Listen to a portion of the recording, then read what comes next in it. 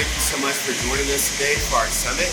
We're going to take you guys to where you're going to be going as soon as you walk in the room. So volunteers are going to come to this table. You'll get your packet for where you need to go and how you need to sign up for your stations. And we'll be ready to rock and roll. You guys ready to rock and roll? Yeah. Excellent. 2 is going to be in 1132, and it is our medical assisting lab. So we're going to be learning about tourniquets and IVs. So in here, students will be learning how to put on the gloves properly, as well as using proper hygiene, and then being able to use their skills of palpation to feel veins, as well as starting an IV. Assistants, when we have any volunteers in here, are definitely going to work on making sure that the students stay safe with the needles. There's only 1 out at a time per group, and that students don't get poked, so they're handling it with care and being patient.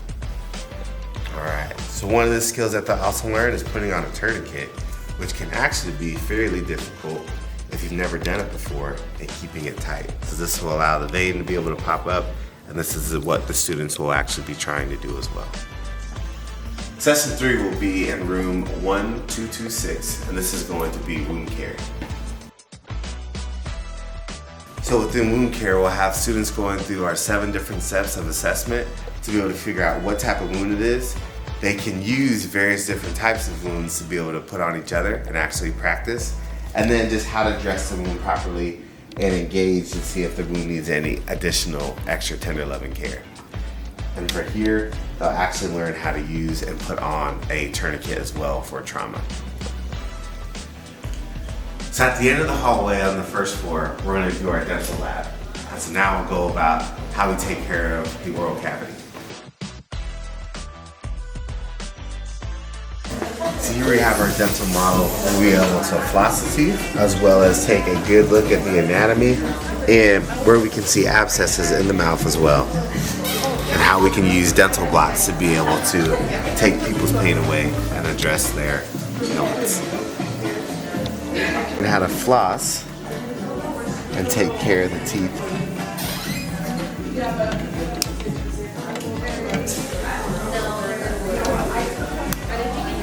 Go. Room 4 on the first floor is going to be 1310, the Surgical Technology Suite. So here students are going to split into 2 groups. One is going to focus on hand washing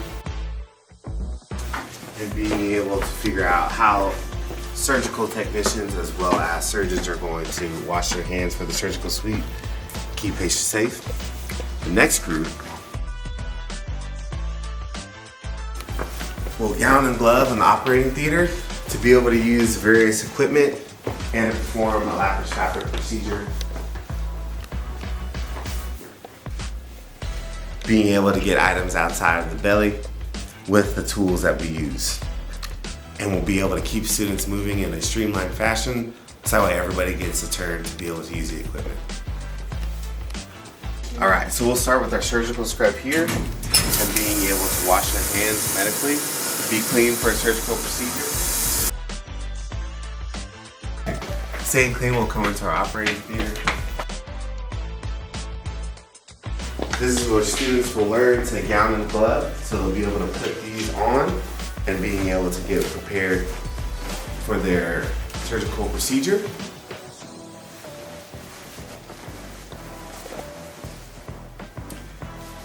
From here, we'll go into the room gown and glove, being able to operate on the patient and removing with our tools the candy that everybody loves. And then students will file back out. For overflow, we'll do interviews to ask them about the experience, as well as going back through and washing their hands again with the actual surgical brush.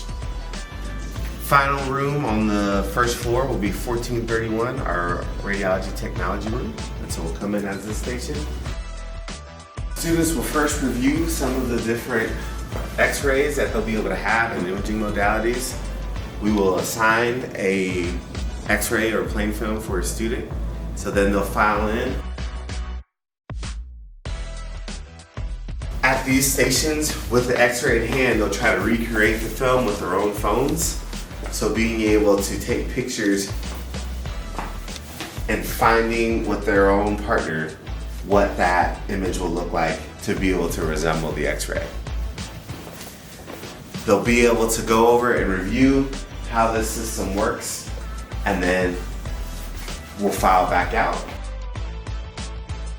utilizing the lead to make sure the students know how to put it on, and ending, seeing if our pictures match up with the films that they took. Station 7 is going to be 2207. We're on the second floor now. So in this station, we're going to come in and learn about IV tubing. So fluid resuscitation is going to be done in a relay. So each station will have its own bag of IV fluids, and the groups are going to be in groups of 4, and each person is going to be assigned either one of these syringes or the actual pole. And so the students will have to put the bag on the pole, be able to add our tubing to the bag, and then each component that'll be to the volunteers to make sure these are locked in place. And so that will be a downstream obstruction, but the student doesn't know that. And they'll have to figure this out in order to beat the other team. At the end, the last person in the group will actually have this connected, so this will go back into the body. And at the end of each session, if this gets full, we can insert it back into the bag with a blunt IV, which we'll show you on site. And so it goes into this port here, and then the fluid can then be recycled and inserted back into the bag. Each syringe will be a different type of medicine, and so the other team, these will be with food coloring. They will be able to take these at a part of where we have the tubing and insert them one by one. And when every team member is done, these will attach here. That team wins. Station 8 will be pharmaceutical technology, and so we're going to be in room 2333 on the second floor. Coming in, students will be assigned different stations, and as they come in, they will be able to compound based off of what we have as ingredients. So they're trying to make some type of drug product, just allowing the students to understand there's different components that go into each medicine, as well as the students actually being able to physically compound the medicine and mashing things up and having fun with that. Just keeping the area clean and making sure that the students don't make a mess do the biggest components, and then any questions that they may have can be facilitated by the students that'll be here as well. Season 9 will be our sports medicine, so this will be in 2431. As soon as the students walk into the room, the instructors will be able to provide what the volunteers need to know, and we'll be good to go on the station. So students arriving to the third floor will have a check-in station. Here they'll be able to come to this table, check in with everything that they need, and make sure they get to our grand assembly, as well as all the different classrooms that they'll go to. So Station 10 will be our practical nursing lab.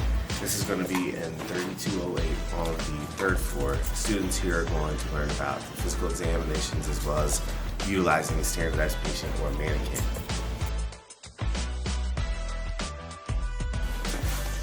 So in these rooms, students will be able to learn how to interpret the monitor as well as interact with the patient, which actually will be able to interact back. And then being able to utilize some various tools of making sure that the patient's okay.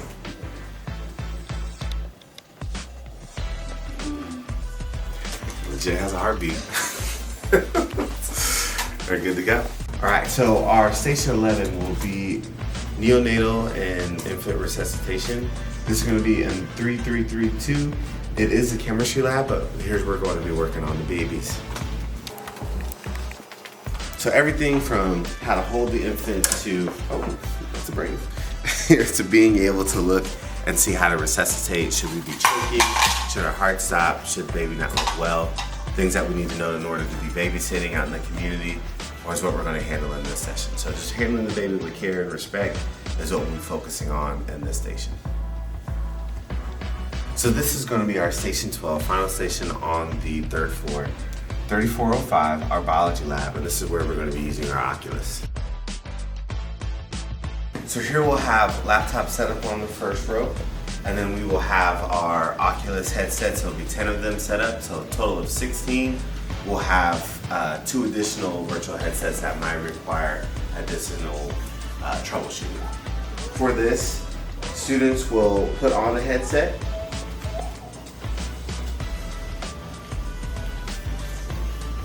One size fits most. They'll be able to sit down or stand, but they won't have to move. And from here, they'll be able to grab the controllers and get all the additional components they need to be able to start their session. There may be some adjusting that may be needed, and that's what the first part of the session can be spent on, just to make sure their eyes are adjusted and everybody's sitting down or standing in one place. And then from there, they go through the simulation, and until time is up. It should also show on our big screen here. So this will be our assembly room when we come all together for the beginning and the end of the summit. This is going to be also where we eat lunch in 3117 meeting room. So we'll come in. Students will be given a seat and a table to sit at, so that way we can make sure this is where they're supposed to be in conjunction with the other groups that they're sitting with. And then we'll get them plugged in. They'll also get plenty of opportunities to network in this room and be able to just talk about the excitement of the day. If we have volunteers coming, especially for the lunch session, please try to sit in with the students and not all together, so that way the students can get a chance to meet you. Thank you for coming.